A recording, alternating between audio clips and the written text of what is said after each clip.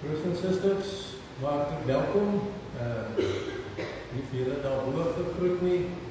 Ons so stellig ingesluit. Goeiemôre vir julle. Dan daar sal nog so twee wat laat ingekom het. Vir julle ook goeiemôre. Ons sal daai tyd by die koffie sal ons gou 'n handdruk kan gee en saamkuier. Ek hoop jy het 'n geseënde week gehad en ek hoop dan ook dat ons saam wees vanmôre baie geseën sal wees, ook vir julle daar by die huis, wanneer jy nou saam met ons inskakel en dalk miskien ook wanneer jy later op die video afkom, vir jou ook baie welkom saam met ons en mag jy vandag ook vreugde en vrede beleef en sommer net 'n wonderlike geseënde dag beleef.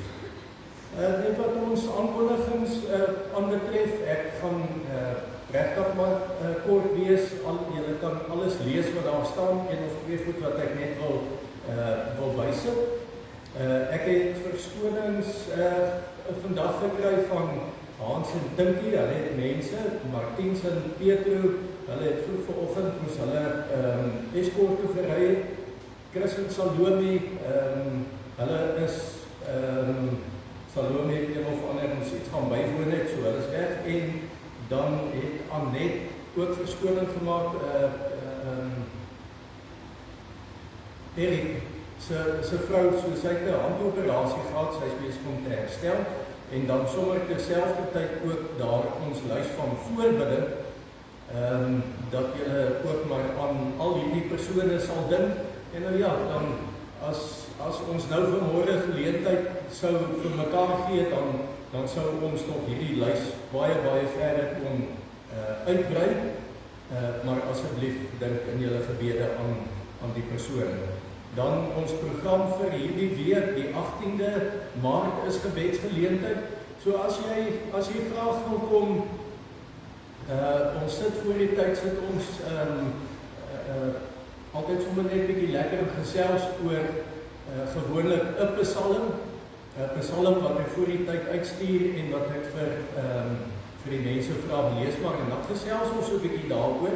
So as jy graag wil kom inskakel 9:00 op 'n Woensdag, as dit veel moontlik is, jy's baie welkom. En dan volgende week, ek sien hier's nou nie baie kinders nie, so dan moet ek seker maar sê die kinderdiens sal seker maar vir die ou kinders wees. Die kinders wat al hoe gryser en gryser word. Het lyk my as dit die geval is, dan moet elke Sondag maar begin om 'n kinderdienste te raak of te word.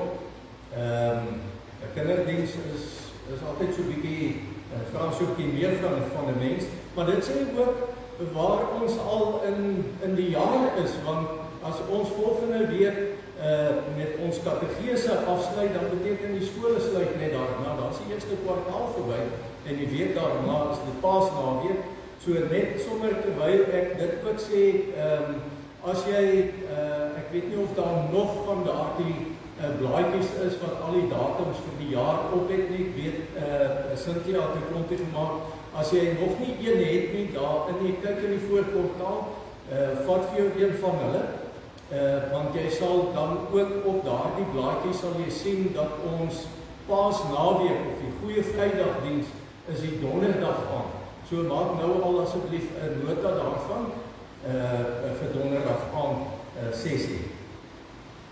Dan die verjaarsdae hierdie week is Johanna en Louisa wat môre verjaar, Gerard die 18de en Jason die 19de, en dan is die skrifgedeelte daar vir jou afgedruk. Dan het Rihanna vir my gevra net om 'n klompie sake met julle te deel. Die 1 Augustus is ons winterfees of ons winter woekerdag of 'n geleentheid wat ons gaan by mekaar kom. So sy vra enige skenking vir die wit olifant of tombola tafels.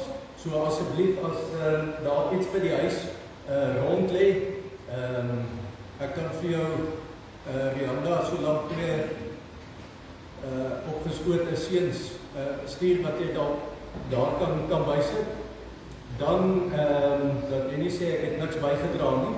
Dan twee, as daar dalk iemand is wat golfstokke het wat ons kan gebruik op die dag, so daar's iets wat hulle daarmee beplan.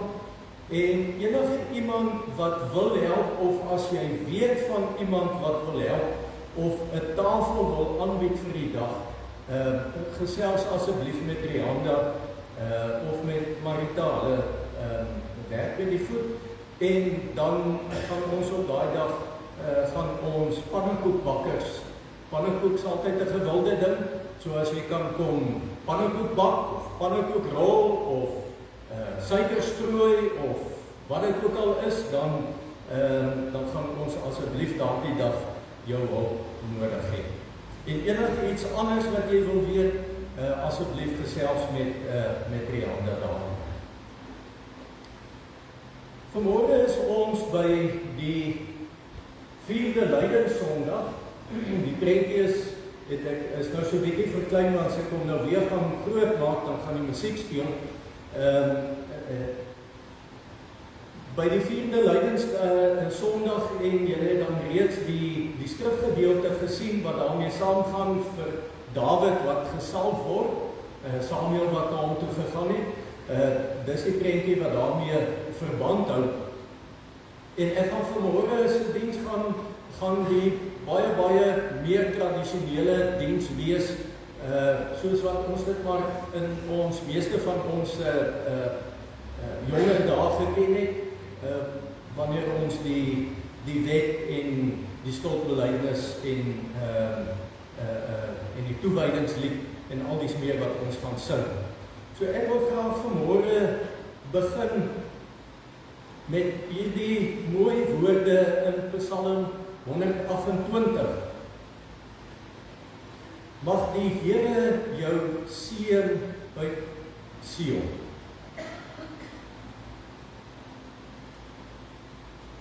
Een van die dinge wat ek agtergekom het met hierdie woorde van om seën te beleef, of wanneer 'n mens seën na iemand se lewe toe uitstuur, is dat ek en jy weet ons nou nie hoe gaan môre of hoe gaan later vandag vir ons elkeen lyk. En as ek dus met ander woorde vir jou die seën van die Here kom gee, of die seën van die Here uitspreek, dan is die bedoeling daarmee dat God weet hoe ons lewe daar uitsien.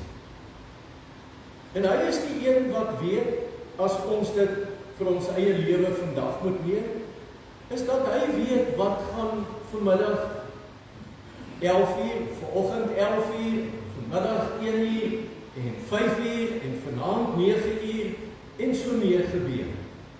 Want hy is die Almagtige. En dis die aangrypende om vir mekaar met die seën van die Here te bedien, want hy is die een wat weet wat ek en jy in ons lewe nodig het. En daarom moet ons nie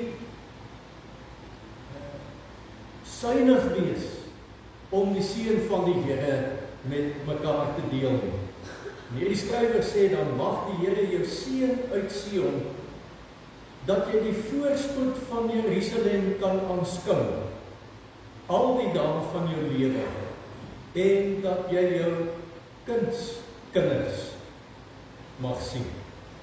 Mag ek en jy vanmôre die seën van die Here beleef.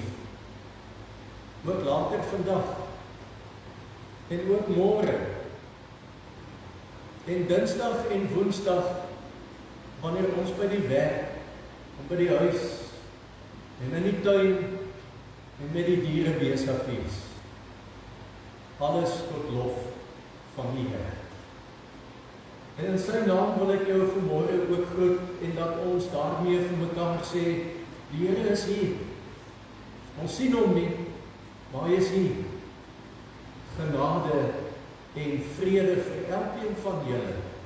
Dit kom van God ons Vader, van Jesus Christus die Here, en dit word vir ons elkeen 'n werklikheid gemaak deur die teenwoordigheid van God, sy Heilige Gees. Ons gaan staan, dan gaan ons eerste lied sing, 'n loflied, Want wanneer ons nou sing, dan antwoord ons op die Here wat ons gegroet het. En die enigste antwoord wat ons kan gee, is om vir die Here te sê, Here, ons loof U, want daar is niemand soos U.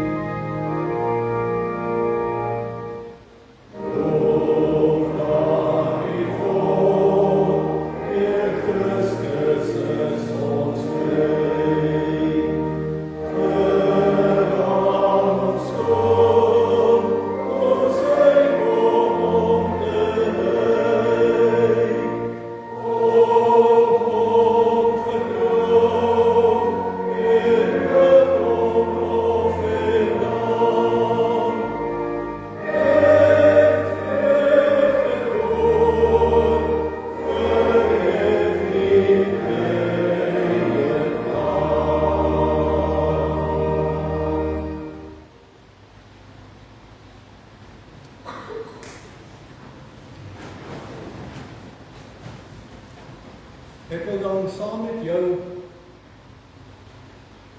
blaai na die wet van die Here, Exodus hoofstuk 20. En wanneer ons dit saam lees, is dit vir my en vir jou die geleentheid om eintlik maar die stiel op te tel en jouself daarin raak te lees.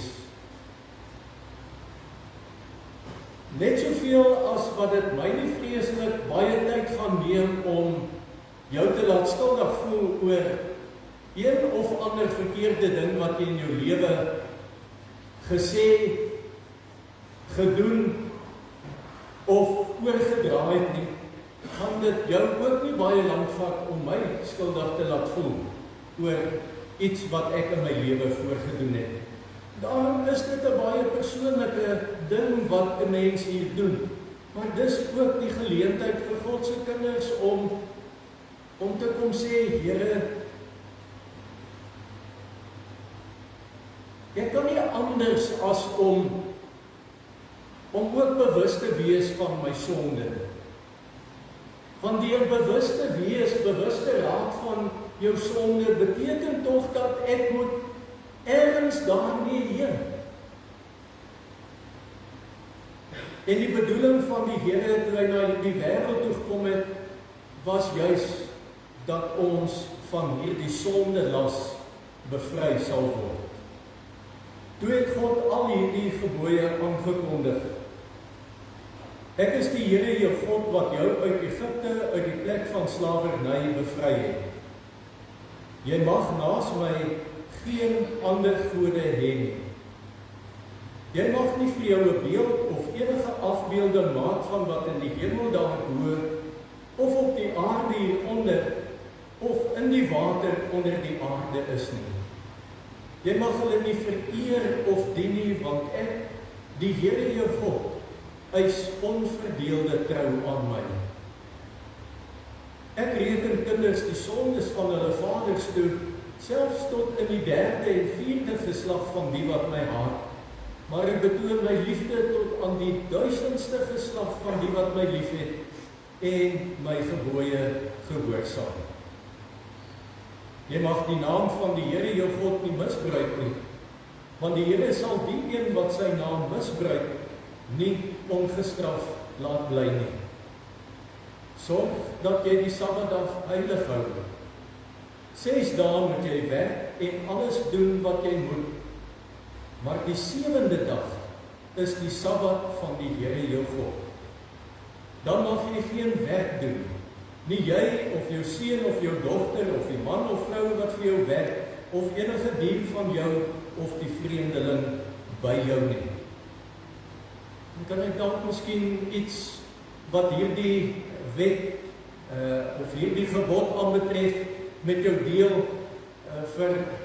dit is vir ons baie noodsaaklik dat ons maar sal ondersoek instel na hoe ons lewensprogramme lyk. Die wêreld het in die afgelope klompie jaar dit reg gekry om vir ons baie besig te hou.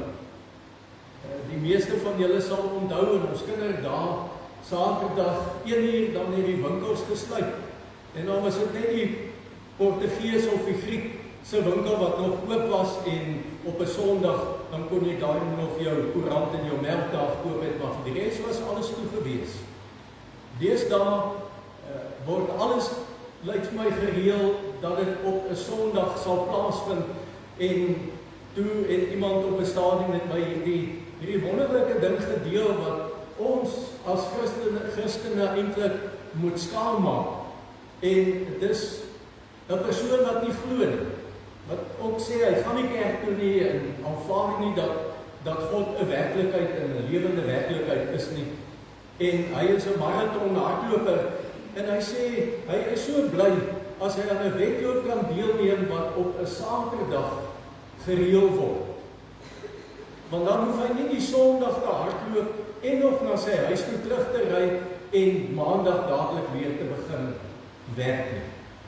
Dat hy Saterdag kan teruggaan na sy huis toe en dat hy Sondag kan rus en kan herstel.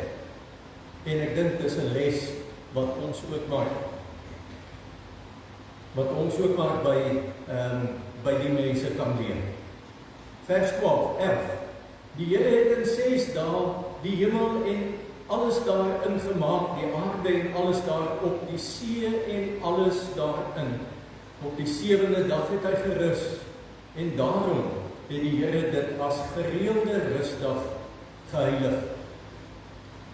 Iemand het my vertel, die kommuniste het baie jare gelede om daarmee te sê dat God bestaan nie en dat hulle vir die mense daar in die destydse kommunistiese lande wou gesê het dat daar nie 'n God bestaan nie, het hulle met 'n 10-dag week begin. Dat elke 10de dag 'n rusdag sou wees en dat hulle na 'n tyd lank agtergekom het dat die 9 dae van werk en arbeid is te veel, die mens kan dit nie hou nie en dat hulle toe later teruggegaan het na 'n 7-dag week toe. Vers 12. Eer jou vader en jou moeder, dan sal jy lank bly woon in die land wat die Here jou God vir jou gee. Jy mag nie moord pleeg nie. Jy mag nie egbreek pleeg nie. Jy mag nie steel nie. Jy mag nie vals getuienis teen 'n ander gee nie. Jy mag nie iemand anders se huis begeer nie. Jy mag nie sy vrou begeer nie, ook nie 'n slaaf of slavin, 'n bees of 'n donkie, of enigiets anders wat aan hom behoort nie. Terwyl ons so sit, kom ons bely ons skuld.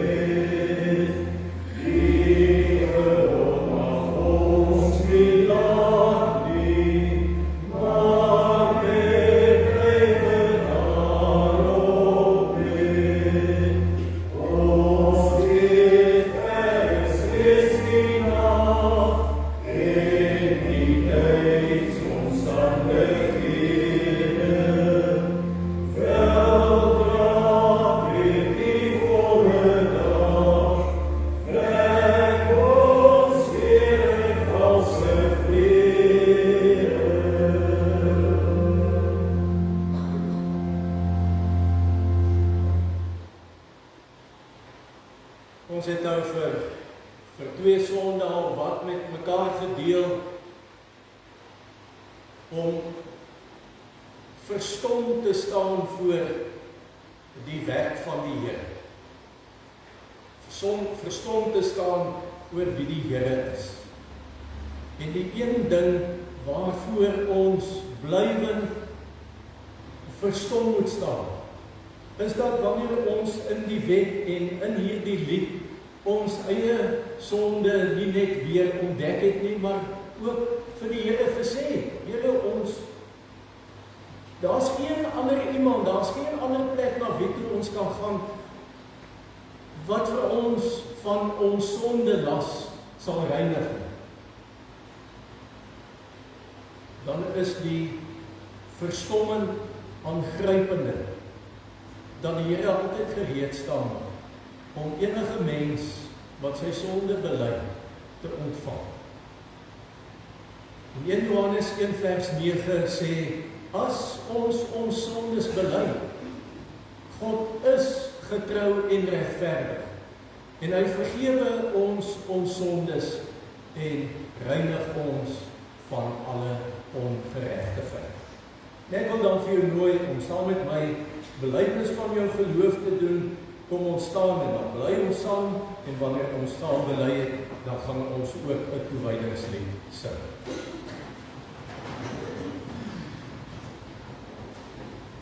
Ek glo in God die Vader, die Almagtige, die Skepper van die hemel en die aarde, en in Jesus Christus, sy eniggebore Seun, ons Here, wat ontvang is van die Heilige Gees, gebore is uit die Maagd Maria, wat gelei het onder Pontius Pilatus, gekruisig is, gesterf het en begrawe is, en ter helle neergedaal het, wat op die 3de dag weer opgestaan het uit die dode, wat opgevaar het na die hemel, en sit aan die regterhand van God, die Almagtige Vader, van waar hy sal kom om te oordeel, die wat nog lewe, en die wat reeds gesterf het. Ek glo in die Heilige Gees. Ek glo aan 'n heilige, algemene Christelike kerk, die gemeenskap van die heiliges, die vergewing van sondes, die opstanding van die vlees en 'n ewige lewe. Amen.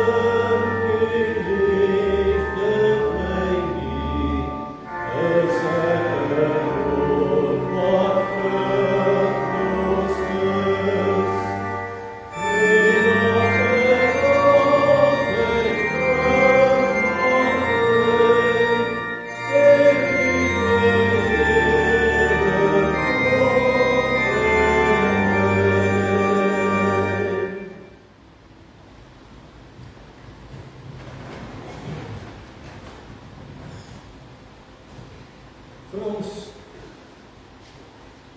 prediking gedeelte van die erediens, as jy jou Bybel saamgebring het, 1 Samuel hoofstuk 16,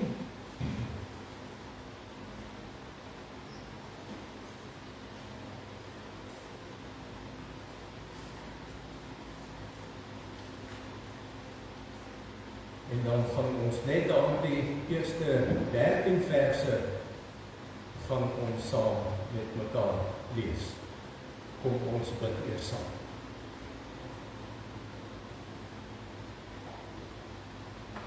Hemelse Vader, aan U kom alle lof, eer en heerlikheid toe. Saam met die Bybel en saam met gelowiges oor die eeue heen en ook oor die lengte en die breedte van die wêreld, sê ons ook, wie is 'n God soos U? U wat Uself besig hou met mense. En dankie dat U vanmôre ook vir ons elkeen ken. Vir ons wat hier by mekaar is, ook vir hulle wat saam met ons nou inskakel. Dankie dat U ons beter ken as wat ons onsself ken en dat U nader aan ons is as wat ons self of wat ons aan onsself kan kom. Dankie vir die woord wat oor soveel eeue, duisende jare behoue gebly het. Dankie vir gelowiges wat vir hulle kinders vertel het en diese kinders het vir hulle kinders vertel van U hand in hulle lewe. En dat ons vanmôre weer so 'n storie kan lees van mense wat vertel het oor hoe U met mense besig bly. En oor hoe U mense in hierdie wêreld wil gebruik. Seën vir ons wanneer ons hierdie gedeelte saam lees. Maar bo al, Here, bewaar dat hierdie woord uit ons harte sal verdwyn. En dat ons môre en oormôre, wanneer ons weer onsself midde in die wêreld bevind, altyd kan terugblaai na hierdie gedeelte en ons lewens so inrig. Seën ons dan in Jesus se naam. Amen. Die Here het vir Samuel gesê, hoe lank gaan jy nog oor Saul treur nadat ek hom as koning oor Israel verwerp het? Maak 'n horing vol olie en gaan na Bethlehem toe. Ek stuur jou na Isaai toe, want onder sy seuns sien ek vir my 'n koning. Samuel vra toe, hoe kan ek gaan? As Saul dit hoor, sal hy my doodmaak. En die Here sê vir hom, neem 'n vers saam en sê, ek het gekom om vir die Here 'n offer te bring. Nooi dan vir Isaai na die offer toe. Ek sal jou meedeel wat jy moet doen. Salf vir my die een wat ek jou sal beveel. Samuel het gedoen wat die Here gesê het. By sy aankoms in Bethlehem het die leiers van die stad hom ontstel tegemoet gekom en gesê, kom u in vrede?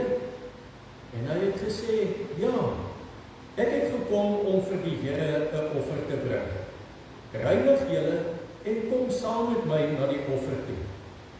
Hy self het vir Isaai en sy seuns gereinig en hulle na die offer toe genooi. Toe hulle inkom, het Samuel vir Eliab gesien en gedink, die gesalfde van die Here staan hier voor die Here. Maar hy sê vir Samuel, moenie sy voorkoms of sy buitengewone lengte kyk nie, want ek het hom nie gekies nie. Die Here kyk nie na dieselfde dinge as die mens nie. Die mens kyk na die uiterlike, maar die Here na die innerlike. Toe roep Isaïe vir Abinadab en laat hom voor Samuel verbygaan en hy dink, die Here het ook hierdie een nie gekies nie. Daarna het Isaïe vir Samma laat verbygaan, maar Israel het gedink, die Here het ook hierdie een nie gekies nie. Nadat Isaïe 7 van sy seuns voor Samuel laat verbygaan het, sê Samuel vir Isaïe, die Here het nie een van hulle gekies nie. Daarop het Samuel vir Isaïe gevra, is dit al jou seuns die? En hy het geantwoord, die jongste is nog oor, maar hy pas nou skape op. Toe sê Samuel vir Isaïe, laat haal hom, want ons eet nie voordat hy hier is nie. Isaïe het hom laat haal. Hy het 'n rooi gelaatskleur gehad, mooi oë en 'n goeie voorkoms. Toe sê die Here, staan op, salf hom, want dis hy. Samuel het die horing met olie gevat en hom voor sy broers gesalf.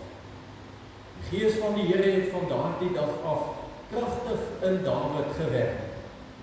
Daarna het Samuel klaargemaak en na Rama toe teruggegaan. Ek lees net tot sover saam met julle.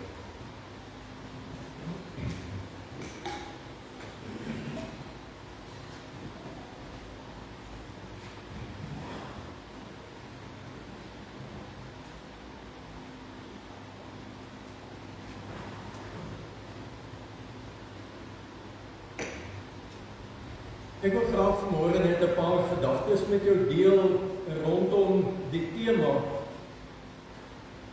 Jy en bedoelende daarmee ek self ook. Jy het nog niks gesien. En as ek nou die storie lees van die opdrag wat Samuel gekry het om vir Dawid te gaan salf, dan moet hierdie storie dadelik gelees word, gesien word binne die prentjie wat God sien. En as daar een ding is wat ek en jy in ons lewe mekaar mee kan aanmoedig om aan vas te hou, dan is dit presies dit. God sien die groot prentjie. Waar ek en jy vanmôre is, wonder ons dalk miskien oor ons eie bestaan en hoekom het dit nou eintlik so uitgewerk dat ek in Ladysmith beland het en in Danskraal gemeente beland het en dan kan jy 'n klomp ander goed van jou lewe, wat jou lewe aanbetref, dat jy dit ook kan opnoem. Maar elke iets wat met jou langs die pad gebeur het en alles wat nog vorentoe met my en met jou gaan gebeur, God sien daardie groot prentjie raak. En daarom moet ek en jy moet ons mekaar aanmoedig om altyd in opgewondenheid en vreugdevol voor die Here te leef. Want wat is toch nou lekkerder as om met iemand te gesels en hy sien die prentjie. Ek het nou so 'n tyd gelede het ek weer 'n video gesien, so 'n kort video wat iemand gemaak het, iemand wat voor so 'n reuse stomp staan. En die persoon vra van hom, wat sien jy? En hy sê toe een of ander dier, 'n perd of 'n bul of so iets. En toe die persoon vir hom sê, nee, maar hy sien niks nie, hoe sien hy die ding? Sê nee, die ding is daar. Ek moet net die stukke wegvat wat nie daar hoort nie. En vir ons lewe is dit dieselfde dat ons in hierdie vrede vreugde sal lewe. God wat met ons op pad is, en verlede week het ons dit onder andere vir mekaar gesê, dat lyding en swaar kry wat oor ons pad kom, God mors nie daarmee. Dis nie asof dit goed is wat per toeval of per ongeluk of wat die noodlot aanbetref deel van ons lewe geword het. Die swaar kry wat in ons lewe bestaan, dat God ook daarmee in ons lewe inwerk. En as 'n mens nou die storie van Israel nagaan, dan sou ek nou baie goed kon aansluit ook by hierdie tema waarmee ons in die jare waarby ek eintlik nog nie eers kans gehad het om veel by aan te sluit nie. Die koning het nog geskuif. Ons sal onthou dat Israel se storie is een van 'n jare lank wat hulle in die woestyn rondgeswerf het, nadat hulle uit Egipte verlos is. En toe hulle in die beloofde land kom en dat die Here ook vir hulle gesê het, onthou nou, dat julle woon tussen ander mense, of tussen vreemde mense met vreemde afgode, wat vreemde gebruik het. Moenie met die mense vermeng. Pas op vir hulle afgoderry. En nou weet ons dat Israel het dit nie gedoen nie, en eventueel het hulle ook daarby gekom om na die Here toe te gaan en te sê, maar ons wil ook 'n koning hê. Die Here was eintlik baie hartseer getref deur hierdie woorde, dat hy vir hulle sê, maar het was nog altyd julle koning, het nog altyd vir julle gesorg. En toe het dit gebeur, dat Saul toe as koning gesalf is. Maar as ons nou Saul se storie gaan lees, en kortweg dat dit dan maar net daarop neergekom het, dat hy eventueel ook aan die Here ongehoorsaam was. En dat hy op 'n stadium nie kon wag dat Samuel 'n offer moes bring nie, en dat hy self die offer gebring het, en dat die Here hom daaroor vervloek het. En die groter prentjie is, dat hierdie volk eintlik 'n volk geword het, wat hulle nie meer is nie. Die leierskap wat hulle gehad het, is nie meer die leierskap wat hulle moes help om op die geloofspad te groei. En as 'n mens iets wil verstaan van die politiek in die Ou Testament, dan hoef 'n mens maar net na vandag se politiek te kyk. Van al die gekonkelry wat daar is. Die snaakse goed wat ouens doen. Een brood, een familie, wat ons nou in die afgelope week gesien het, maar dit gaan eintlik maar net oor stemme.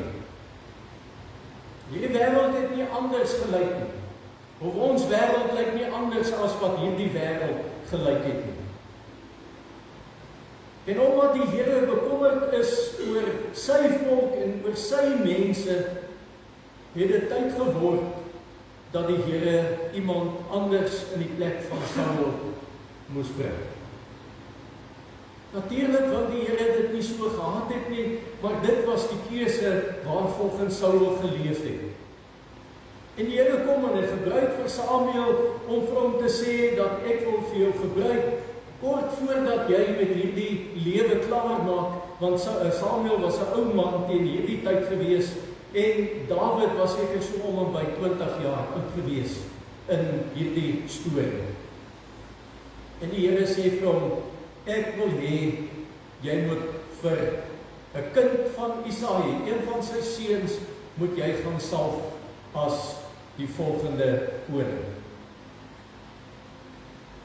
En wat ek en jy nie weet nie, is wat God weet. En die manier hoe ek en jy na dinge en na die lewe kyk, is so dit totaal anders as hoe God kyk. Want wanneer Samuel by Isaïe se huis opdaag, dan sien hy weer eens iemand wat al die kwaliteite het om 'n koning te wees. Byna wil mense sê net so Saul.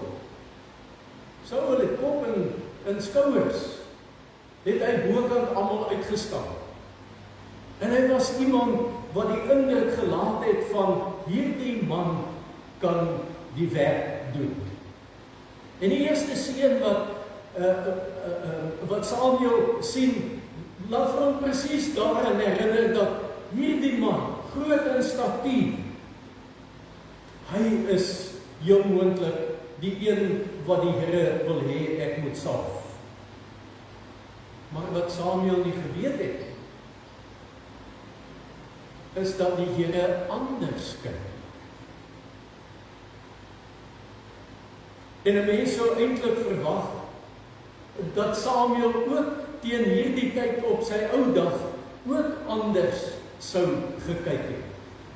Ook in sy lewe sou geleer het met alles wat hy in die lewe meegemaak het, selfs as hy terugdink aan sy kinderjare toe hy in die tempel was en toe die Here hom geroep het en dat hy nie die stem van die Here aanvanklik gehoor het nie, totdat Eli vir hom gesê het, as jy nou weer die stem hoor, dan sê jy, hier is ek, Here.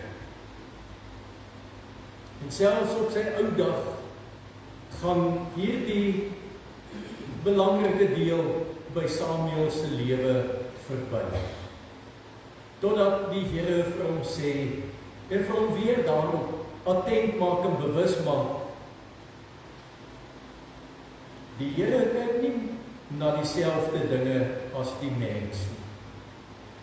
Die mens kyk na die uiterlike, maar die Here na die innerlike. En daar's twee dinge wat ek graag met jou wil deel vanmôre. Wat ek dink wat belangrik is vir ons lewe wanneer ons hierdie woorde raak lees, is dat ons wil baie graag vir onsself sê, dan vaar tog die Here kyk verby al my foute en my tekortkominge. Ek is tog so dankbaar vir iemand wat iets meer raak sien as wat daar op die oppervlak is. Ons as mense is mos maar almal so dat ons 'n front voorhou. Almal van ons staan so voor ons lewenskaste en ons is te bang dat daardie deure moet oopval, want ons weet en ek weet hoeveel geraamtes en doodsbeendere is in daardie kas. Maar die Here ken dit alles.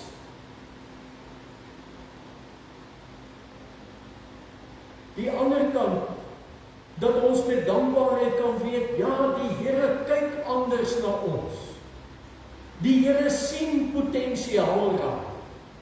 Die Here sien vanmôre waarheen jy op pad is, waarheen ek op pad is.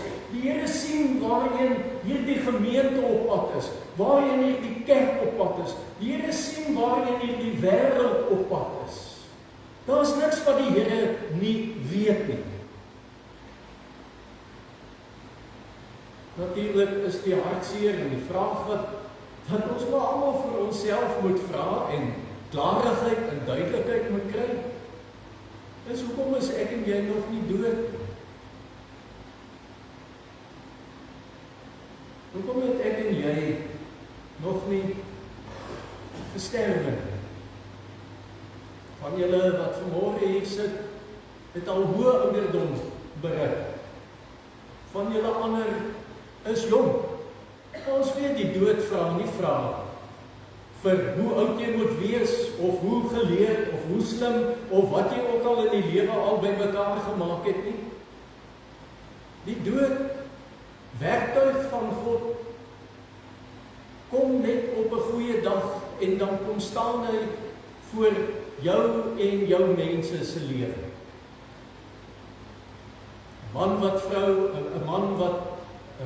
'n man van sy vrou wat sterwe, 'n vrou van haar man, 'n pa of ma vir kinders, 'n dominee vir 'n gemeente, ergens breek daardie dag vir elkeen aan.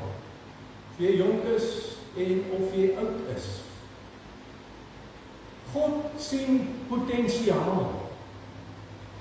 En die enigste rede hoekom ek en jy nog lewendig is vandag, lewend is, asemhaal, is omdat die Here wil hê dat ons ook ons eie potensiaal sal bereik. Dat die doel waartoe hy ons geskaap het, dat ons daarby sal uitkom. En dis hoekom Samuel vir Dawid salf. Dat hy hom kom seën. Dat Dawid op hierdie ouderdom waar hy is, en eers na alle waarskynlikheid nog so 10 jaar voordat hy eers werklik die troon bestyg het, dat hy in sy lewe kon weet dat God wil met hom iets bereik. God wil nie net sommer seën nie. God seën altyd met 'n spesifieke doel. Daar's 'n rede hoekom die Here met 'n mens besig is en met 'n mens op pad is. En omdat die Here die innerlike raak sien. Dit waarmee ek en jy geskape is. En wat genoegsaam is dat ons by ons volle potensiaal in die lewe sal uitkom. Daarom wil die Here vir ons seën. Dan sluit hierdie gedeelte met hierdie mooi woorde af. Is dat wanneer die Here seën, dan kan 'n mens weet dat die Gees van die Here kragtig in 'n mens werk. Die seën van die Here is nie net iets wat hy na mense kant toe blaas nie. Die seën van die Here is om te kan beleef dat God woon in my en God is by my lewe betrokke, met my lewe besig en met my lewe op pad. Die Here staan nie van 'n afstand met 'n mens se lewe in werk en dat hy sy hand so ligweg ergens oor hierdie wêreld uitgesprei en uitgestrek hou. God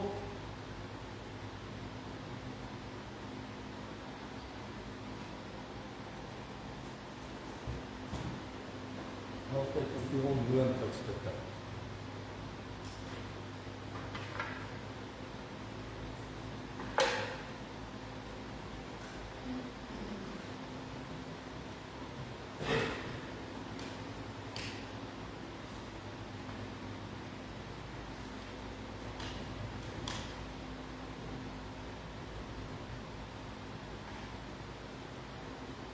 God werk binne ons omstandighede, binne ons lewe. Dis die troos waarmee die kerk van die Here mee kan saamleef. Naamlik dat God vir een of ander rede, en na alle waarskynlikheid is dit sy liefde en sy genade, na my en na jou toe uitsteek.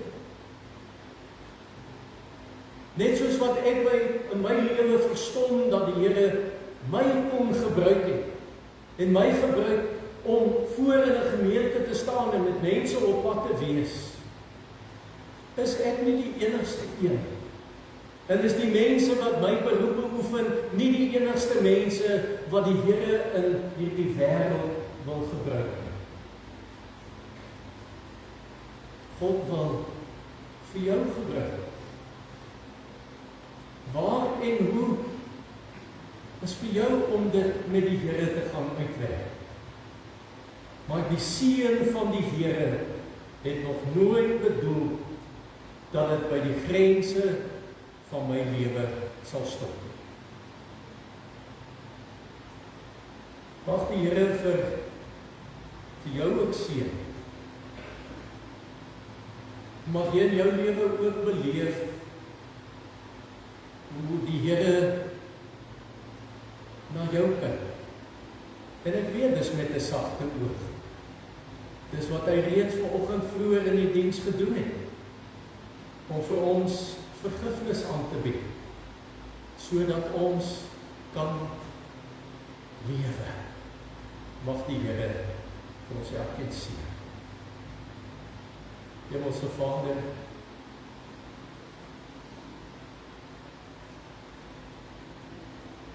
ja, ons sal nooit weet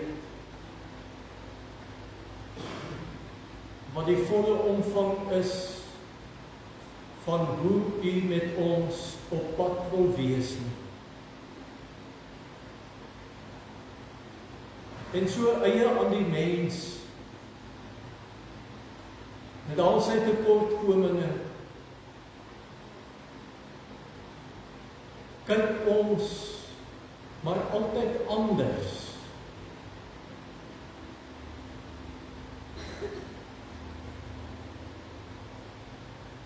Ons sien foute. Ons sien verkeerde dinge waarmee ons mekaar mee veroordeel.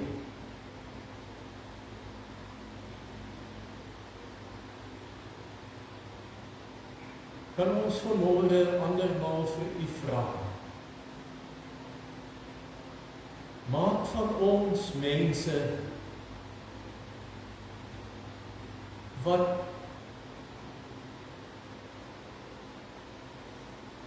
U mense sal raak sien. Wat sal raak sien dat elke mens U sin is.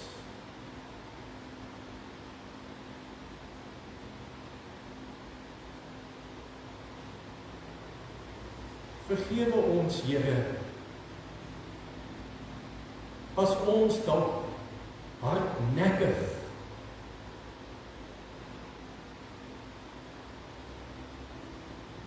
die werking van U Gees weerstaan.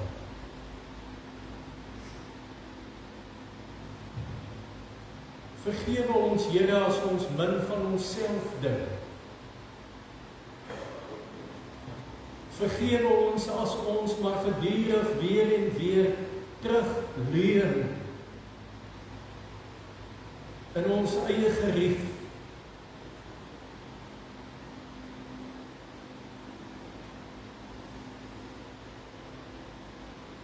Dat ons dalk self al so gewoon geraak het, dat die wêreldse manier van kyk eintlik die enigste manier van kyk is.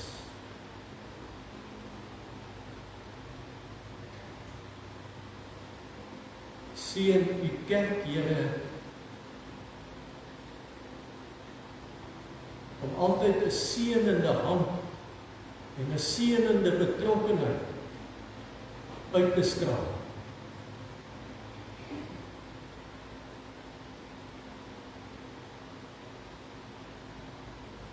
En help ons om gehoorsaam te wees, selfs al is dit moeilik. In Jesus se naam bid ons dit. Amen.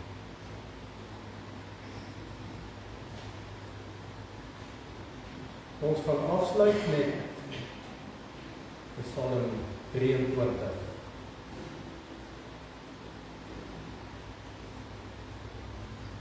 Thank you.